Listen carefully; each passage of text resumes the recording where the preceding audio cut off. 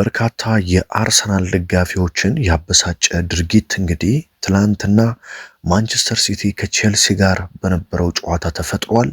አንድ ደጋፊ እንግዲህ በርካታ የአርሰናል ደጋፊዎችን ከፍተኛ ንዴትና ቁጣ ውስጥ ከቷቸዋል። ብዙዎችም ለዚህ የዳረገን አርቴታ ነው እያሉ ይገኛሉ። በነገራችን ላይ ደጋፊው ብቻ ሳይሆን ትላንትና አሰልጣኝ ፔፕ ጋርዲዮላ፣ ሪያን ሸርኪ እንደዚሁም ደግሞ ጄረሚ ዶኩ ስለ አርሰናል ከቸልሲ ጨዋታ በኋላ ተናግረዋል።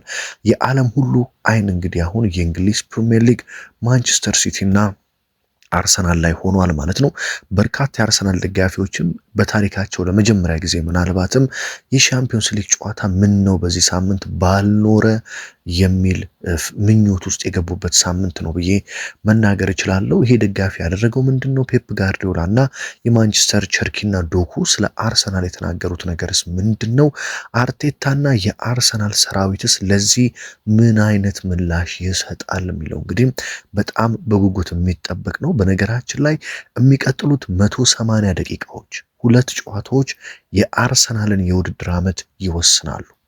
አርሰናል ዋንጫ ይበላል ወይስ ከሁለቱ ዋንጫዎች ይወገዳል የሚለውን እንግዲህ በደንብ አድርገው የሚያሳዩ ናቸው። እነዚህ ቀጣይ 180 ደቂቃዎች ለአርሰናል ደጋፊም ለአርሰናል ተጫዋችም የሞት ሽረት ጉዳይ ነው።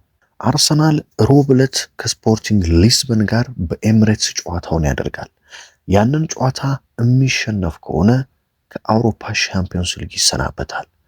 ቀጣይ እሁድ 12 ሰዓት ተኩል ላይ በኢታድ ስቴዲየም ከማንቸስተር ሲቲ ጋር የሚያደርገውን ጨዋታ ከተሸነፈ የነጥብ ልዩነቱ ወደ 3 ይወርዳል የፕሪሚየር ሊጉ።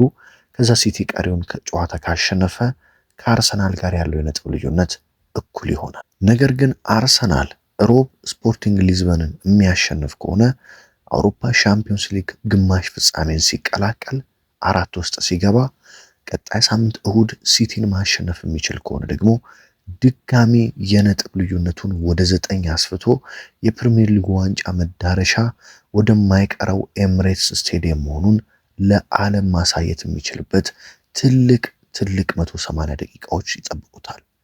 እንግዲህ ለአርሰናል እንደ ትላንትናው የማንቸስተር ሲቲ ደጋፊ ድርጊት የሚያነቃቃ ቁጭት ውስጥ የሚከት እንዴት እንደዚህ እንደፈራለን የሚያስብል ነገር አለ ብዬ በፍጹም አልወስድም። አርቴታ ምንም ቢናገር መልበሻ ክፍል ውስጥ ምንም ቢጮህ ምንም ቢዘክር ያ ደጋፊ እንዳደረገው አይነት ድርጊት የአርሰናል ተጫዋቾችን ስሜት የሚነካና የሚያነሳሳ ነገር አለ ብዬ በፍጹም አላስብም። እንግዲህ የልክ ማንቸስተር ሲቲ ሶስተኛውን ግብ ሲያስቆጥር አይታችኋል። አንድ የሲቲ ደጋፊ የአርሰናልን አርማ ያለበት መጠጫ የውሃ መጠጫ ሃይላንድ ወይም ይሄ ቦትል የምንለውን ማለት ነው በመያዝ ሲጠጣው ታይቷል። በካሜራ አሳይቷል። ለካሜራ ደጋፊ ሆን ብሎ ነው ያንን ይዞ የገባው። ልክ ዶኩ ሶስተኛውን ግብ ሲያስቆጥር አውጥቶ ያቺን ውሃ እየጠጣ አርሰናል ቦትለር ነው። ቦትለር ማለት እንግዲህ ዋንጫ የማይወስድ በየጊዜው የሚጥል አሳልፎ የሚሰጥ ማለት ነው። እንደዚህ ነው ዋንጫውን የምንቀማችሁ እያለ ውሃውን ሲጠጣ አሳይቷል ማለት ነው። ይሄ በጣም ለአርሰናል ዲስሪስፔክት ክብር የሚነሳ በጣም የሚያስቆጭ የሚያበሳጭ የደስታ አገላለጽ ነው ብዬ እወስዳለሁ። በእርግጠኝነት የምነግራችሁ የአርሰናል ደጋፊዎችም የአርሰናል ተጫዋቾችም አርቴታም ጭምር የትላንትናው የሲቲና የቼልሲን ጨዋታ ቁጭ ብለው እንደሚመለከቱ በእርግጠኝነት ነው የምነግራችሁ። ምክንያቱም የዋንጫ ተፎካካሪያችሁ ነው፣ ቀጣይ ሳምንት የምትገጥሙት ቡድን ነው። ስለዚህ ቁጭ ብላችሁ ጨዋታውን እንደምትመለከቱ ግልጽ ነው። አርቴታም የአርሰናል ተጫዋቾችም ይህ ደጋፊ ያደረገውን ነገር በግልጽ ተመልክተዋል ብዬ አስባለሁ። ሁሉም እንግሊዝ ፕሪሚየር ሊግን የሚያስመለክቱ የቴሌቪዥን ጣቢያዎች እንግዲህ ደጋፊውን ሲያሳዩ ነበር በተደጋጋሚ። ስለዚህ አርቴታም ዴክላን ራይስም ማጋሌሽን በሉ ሙሉ የአርሰናል ተጫዋቾች ያንን የደጋፊ ድርጊት ይመለከታሉ። ከዚህ በላይ ምን የሚያነሳሳ ከዚህ በላይ ምን የሚያበረታታ ነገር አለ? አሁንም አሰልጣኝ ሚኬል አርቴታ አሁንም አርሰናሎች አንድ ትልቅ እድል አላቸው። እሱም ቀጣይ ሳምንት እሁድ ማንቸስተር ሲቲ ሜዳ ላይ ሄደው ማሸነፍ ብቻ እንግዲህ አሁን ካሉበት ጉድ ያወጣቸዋል ብዬ ጠብቃለሁ። እንግዲህ አሰልጣኝ ፔፕ ጋርዲዮላ ከትላንትናው ጨዋታ በኋላ አርሰናል በአሁኑ ሰዓት የእንግሊዝ ፕሪሚየር ሊግም የአውሮፓም ምርጡ ቡድን ነው፣ ቁጥሮች የሚያሳዩት ያንን ነው። እናም ወጥነት ደግሞ የነሱ ጥንካሬ ነው። አርሰናል ባለፉት ዓመታት ለገነባው ቡድን ሊደነቅና ሊበረታታ ይገባል። እነሱን ማሸነፍ ፈታኝ ነው። በካራቦ ካፕ ፍጻሜ ጨዋታ አንድም ሰው ከጨዋታው በፊት ማንቸስተር ሲቲ ያሸንፋል ብሎ እንደማይወዳደር እርግጠኛ ነኝ። አርሰናል አሁን ባለበት ደረጃ በሆንኩና በሳምንቱ አጋማሽም በሻምፒዮንስ ሊግ በተጫወትኩ ብዬ እመኛለሁ ሲሉ እንግዲህ ፔፕ ጋርዲዮላ ሁልጊዜ ቺ ማባቢያ የምትመስል ለቀጣይ ግን እያዘጋጃችሁ ያለ ንግግሩን አድርጓል። ፔፕ ጋርዲዮላ እንግዲህ ብዙ ጊዜ ይታወቃል ከጨዋታ በፊት የሚናገረው ነገር በጣም ምርጥ ቡድን ነው የምንገጥመው፣ እንደዚህ ያደንቃቸዋለሁ፣ እንደዚህ ያደርጋለሁ ይላል። ነገር ግን በርካታ አርሰናል ደጋፊዎች ፔፕ ጋርዲዮላ ይህንን እየተናገረ የሚገኘው አርሰናሎችን ለማዘናጋት ነው እያሉ ይገኛሉ። ለአርሰናል እንግዲህ መጥፎ ነገር ብዙ የአርሰናል ደጋፊዎች ምን አለ በዚህ ሳምንት የሻምፒዮንስ ሊግ ጨዋታ ባልኖረ እያሉ ነው የሚገኙት። ምክንያቱም ሮብ ዕለት እንግዲህ አርሰናል በሻምፒዮንስ ሊግ ከስፖርቲንግ ሊዝበን ጋር የሚያደርገው ጨዋታ ዝም ብሎ ጨዋታ አይደለም፣ በጣም ከባድ ጨዋታ ነው። ለምን ካላችሁኝ አንደኛ አርሰናል ወደ ፖርቹጋል ተጉዞ ጨዋታውን ገሎት አልመጣም። ወደ ፖርቹጋል ተጉዞ ጨዋታውን ወይ 3-0 ወይ 2-0 እንኳን አድርጎት ቢመጣ ኖሮ በሮቡ ጨዋታ ላይ ተጫዋቾችን ማሳረፍ እረፍት መስጠትና ለማንቸስተር ሲቲ ጨዋታ እንዲዘጋጁ ማድረግ ይችላል። አሁን ግን ከስፖርቲንግ ሊዝበን ጋር የነበረው ጨዋታ 1-0 ብቻ የተጠናቀቀ ነው። አርሰናል ተቸግሮ አሸንፎ የመጣበት ጨዋታ ነው። ስለዚህ በሮቡ የኤሚሬትስ ጨዋታ ቋሚውን ይዞ ለመግባት ይገደዳል። በተለይ እስከ መጀመሪያው አጋማሽ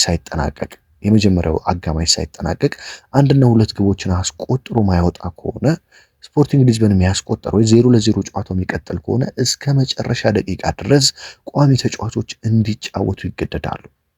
ታዲያ እንደዛ እንዲጫወቱ የሚገደዱ ከሆነ ደግሞ ጉልበታቸውን ምን ያህል እንደሚያልቅ ምን ያህል ጉልበትን እንደሚጨርስ ትረዳላችሁ ብዬ አስባለሁ።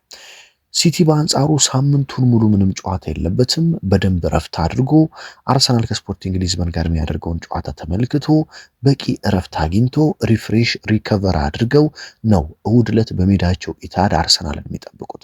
ለዚህ ነው ለአርሰናል የቀጣይ ሳምንቱ የእሁድ ጨዋታ በጣም ከባድ የሚሆንበት ዋነኛ ምክንያት አርሰናል በሳምንቱ አጋማሽ በሻምፒዮንስ ሊግ ያውም የሩብ ፍጻሜ ከባድ ፈተናን ስለሚያደርግ ነው። ምክንያቱም ስፖርቲንግ ሊዝበኖች ምንም የሚያጡት ነገር የለም፣ 1-0 እየተመሩ ነው። ስለዚህ ያላቸውን ሁሉ በመስጠት ለማጥቃት ነው የሚመጡት። አርሰናል በፍጥነት ረፍት ላይ ግቦችን አስቆጥሮ ሰከንድ አፍ ላይ ዋና ተጫዋቾችን ካላሳረፈ የእሁዱ ጨዋታ እጅግ በጣም እንደሚከብድበት ይጠበቃል ማለት ነው። እንግዲህ ሌላኛው የማንቸስተር ሲቲ ተጫዋች ጄረሚ ዶኩ ምን አለ ከትላንትናው ጨዋታ በኋላ? አሁን ለአርሰናል ጨዋታ ዝግጁ ነን፣ በደንብ እንዘጋጃለን። የአርሰናልን ጨዋታ ስመለከት ነበረ። ሲሸነፉ ሳይ ፕሪሚየር ሊግ ምን ያህል ጠንካራና የማይገመት ሊግ እንደሆነ አይቻለሁ። ነገር ግን እኛ ትኩረታችን የራሳችን ጨዋታ ማሸነፍ ላይ መሆን አለበት። ማንቸስተር ሲቲ የፕሪሚየር ሊጉን ዋንጫ እንደሚያሸንፍ አምናለሁ። ፍልሚያው ይቀጥላል። ሳምንት ከባድ ጨዋታ አለብን፣ በደንብ መዘጋጀት አለብን። ነገር ግን መኖኝ ለአርሰናል በደንብ እንዘጋጃለን ሲል እንግዲህ ጄረሚ ዶኩ ተናግሯል ማለት ነው። ሌላኛው በአርሰናል ደጋፊዎች ዘንድ በተለይ በካራቦ ካፕ ጨዋታ ላይ ኳስ ሲያንጠባጥብ በጣም አሳፋሪ ፕሮፌሽናል ያልሆነ የወረደ ተግባር የፈጸመው የሚጠላው ሪያን ሸርኪም ከትላንትናው ጨዋታ በኋላ አሁን ለአርሰናል ጨዋታ ዝግጁ ነን፣ ዛሬ ማሸነፋችንን አይተናል፣ ለአርሰናል ጨዋታ ዝግጁ እንደሆነን አረጋግጠናል። ስለዚህ እሁድ ዕለት አርሰናልን ለመግጠም ዝግጁ ነን፣ ወደ ሜዳችን ይምጡ ሲል ሪያን ሸርኪ ተናግሯል። እንግዲህ ሸርኪ እንደምታውቁት በካራቦ ካፕ ጨዋታ ፔፕ ጋርዲዮላን ጭምር ያበሳጨ ድርጊት ሜዳ ላይ እንግዲህ በጣም የማይደረግ ነገር በማድረግ የአርሰናል ደጋፊዎችን በከፍተኛ ሁኔታ አበሳጭቶ እንደነበርም ይታወቃል። እንግዲህ የአርሰናል ደጋፊዎች አሁን ላይ እየተናገሩ የሚገኙት ንግግሮች እኔን ያስማማኛል። ይህ ሁሉ ነገር የመጣው በአሰልጣኝ ሚኬል አርቴታ በራሳችን ቡድን ጥፋት ነው። ይህ በደንብ የሚያስማማ ጉዳይ ነው። አርሰናል ቅዳሜ ዕለት በርንማውዝን አሸንፎ የራሱን የቤት ስራ ሰርቶ ቢሆን ኖሮ ይሄ ሁሉ መከራ ይሄ ሁሉ ጣጣም አርሰናል ላይ አይመጣም ነበር። አርሰናል እንግዲህ አሁን ችግሮችን ወደ ራሱ የሚጠራ ችግሮች ካልመጡብኝ ችግሮች ካልደረሱብኝ ብሎ ከሌሉበት ስፍራ አነፍንፎ ኑ ብሎ የሚጠራ ቡድን እንደሆነ እያሳየን የሚገኘው ባለፉት ዓመታት ዋንጮችን ያጣበትን መንገድ አሁንም እየደገመው ይገኛል። አሁን ደግሞ ችግሩ ምንድነው? ይህንን መድገማችሁ ከፍተኛ ጫና በአርሰናል ተጫዋቾች ላይ እንዲያርፍ ያደርጋል። ከፍተኛ መነሳሳት ለተቃራኒ ቡድን ለነሲቲ እንዲኖር ያደርጋል። ከፍተኛ የሆነ የሚዲያ ጫናንም ይፈጥራል። ትላንትና እንግዲህ ሁሉንም ሚዲያዎች ከተመለከታችሁ ፋብሪዚዮ ሮማኖን በሉ፣ እነ ላይቭ ስኮርን በሉ፣ ስካይ ስፖርትን በሉ፣ ቢቢሲን በሉ፣ ሱፐር ስፖርትን በሉ፣ ዓለም ላይ የሚገኙ ትልልቅ ሚዲያዎችን ጭምር ያ ደጋፊ የአርሰናልን አርማ ያለበት ሃይላንድ ይዞ አፉ ላይ ሲጠጣው እንደዚህ ዋንጫውን እንቀማቸዋለን ያለ ምልክት ሲያሳይ የነበረበትን ፎቶ ሲቀባበሉት የአርቴታን የተናደደበትን ምስል እየተቀባበሉ እንግዲህ አርቴታ ምን ሊውጣው ነው እያሉ ሲዘግቡ አይታቸዋል። ይሄ ራሱ የሚዲያ ጫና በከፍተኛ ሁኔታ አርሰናል ላይ እንደሚያርፍ ግልጽ ነው። እንግዲህ አሁን አርቴታ ምንም በእርግጠኝነት መነግራችሁ እንቅልፍ እንኳን በስነስርዓት ይወስደዋል ብዬ አልጠብቅም። እስከ ቅዳሜ ጨዋታ ድረስ በተለይ ሮብ፣ ቅዳሜ እስከ እሁዱ እስከ ቀጣይ እስከ ሲቲ ጨዋታ ድረስ በስነ ስርዓት እንቅልፉን ይተኛል፣ በስነ ስርዓት ምግቡን ይበላል ብዬ ራሱ አልጠብቅም። ይህ ራሱ በነገራችን ላይ ሌላ ጭንቀት፣ ሌላ ጫና የሚፈጥር ነው። ተጫዋቾች በተለይ ይህ ጫና ላያቸው ላይ ተፈጥሮ እንቅልፋቸውን፣ ምግባቸውን እንደዚህ አይነት ነገሮችን በስነ ስርዓት የማይጠቀሙና የማያደርጉ ከሆነ ከፍተኛ የሰውነት ጫና ይኖረዋል። እንደነገርኳችሁ ይህንን ጭንቀት በፍጥነት አርቴታ ከስነ ልቦና አማካሪዎች ጋር በመሆን መፍታት አለበት። ያለዛ ተጫዋቾቹ በቂ ረፍት የማያገኙ አይምሯቸው በጭንቀት የሚሞላ ከሆነ ቀጣይ ጨዋታዎችንም በደንብ ነጥብ እንዲጥሉ ያደርጋቸዋል። ስለዚህ አርቴታና አርሰናሎች መልስ የሚሰጡበት ጊዜ ነው ብዬ አስባለሁ። በተለይ አሁን ላይ መሰማት ያለበት ከአርሰናል መሰማት ያለበት አንድ ወሳኝ ዜና አለ። ከአርሰናል ቤት መሰማት ያለበት ያ ወሳኝ ዜና ምንድን ነው ካላችሁኝ የቡካዮ ሳካ የጁሪየን ቲምበርና የማርቲን ኦዴጋርድ መመለስ መሰማት አለበት። ያም ብቻ ሳይሆን ከተቻለ የሂንካፔ በርግጥ ተመልሷል፣ ባለፈውም ቤንች ላይ ነበረ። ስለዚህ በተለይ የቲምበርና የሳካ መመለስን ግዴታ በዚህ ሳምንት ውስጥ መሰማት አለበት። በተለይ ጁሪየን ቲምበር በፍጹም ያለሱ የማይገፉ ቀናቶች እየመጡ ነው። በነ ቤን ዋይት የማይገፉ ቀናት እየመጡ ስለሆነ የጁሪየን ቲምበር መመለስ ቡካዮ ሳካ መመለስ አለበት። ምክንያቱም በኖኒ ማዱኬና በማክስ ዶማን ብቻ ልትቀጥሉ አትችሉም። ኖኒ ማዱኬ ነው እንደምታውቁት። አንዳንዴ ሲመጣ ጥሩ ይሆናል፣ አንዳንዴ ሲጠፋበትም ጭራሽ ማን ነው እስክትሉ ድረስ ያስደነግጣችኋል። ማክስ ዶማን ደግሞ በእድሜው በጣም ትንሽ የሆነ ተጫዋች ነው። ውሳኔዎች ላይ ችግር አለበት። ሙሉ ደቂቃ ልታጫውቱት አትችሉም። እንደዚህ አይነት ጫና ያለባቸው ጨዋታዎች ላይ የ16 ዓመት ታዳጊ ያስገብታችሁ ጨዋታ ልትቀይሩ በፍጹም አትችሉም። ስለዚህ የቡካዮ ሳካም በዚህ ሳምንት መመለስ መስማትም በጣም አስፈላጊ ጉዳይ ነው። የማርቲን ኦዴጋርድ መመለስም ይጠበቃል።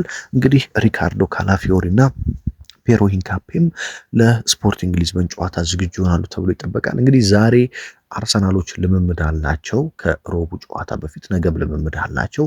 እዚህ ልምምድ ላይ እነማን ተገኙ የሚለውን እንግዲህ ለሚዲያ ግልጽ ሲሆን ጁሪየን ቲምበር ተመልሰዋል ወይ፣ ቡካዮ ሳካ ተመልሰዋል ወይ፣ ሌሎች ተጫዋቾች ተመልሰዋል ወይ የሚለውን እንግዲህ በደንብ አጣርቼ ጉዳታቸው ምን ያህል ነው፣ ይመለሳሉ የሚለውን የመረጃ ምንጮችን እንግዲህ አጣርቼ በቀጣዩ መረጃ ወደ እናንተ የማደርስ ነው የሚሆነው። እንግዲህ ትላንትና የዛን ደጋፊ ድርጊት ስትመለከቱ ምን ተሰማችሁ?